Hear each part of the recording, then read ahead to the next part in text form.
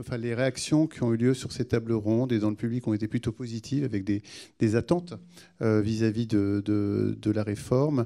Alors bien sûr, il y a quelques points de vigilance qui ont été pointés, pour lesquels, pour certains, on a des réponses. Pour d'autres, il y a encore du travail à faire, comme l'a souligné Olivier Gérard.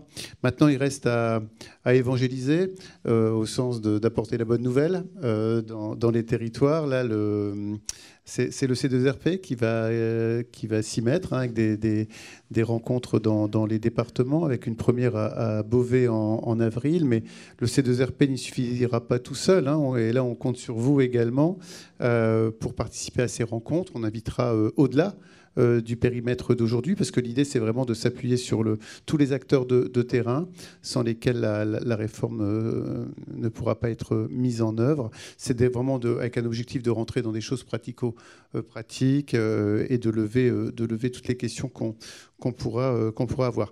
Nous, de notre côté, on continuera à apporter l'information de tout ce qui va se passer au niveau de la réforme, de son avancée.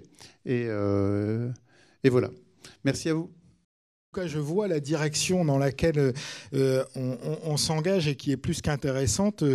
Je comprends mieux comment la réforme a été engagée, surtout. Je vous remercie pour vos explications et je trouve que c'est presque exemplaire quand on voit parfois débarquer certaines réformes. Là, on voit bien que ça a été construit et que surtout on a cherché à remettre...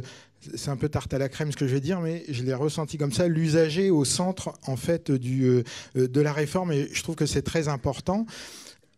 Même si Cédric Brus, je vous l'ai expliqué, on accompagne la VAE, je ne peux pas dire qu'effectivement ce soit la part la plus importante de notre activité au titre de la formation des demandeurs d'emploi.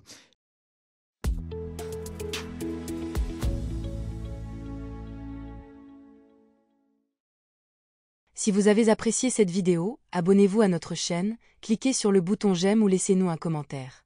Et pour ne rien manquer des actualités du C2RP, suivez-nous sur LinkedIn.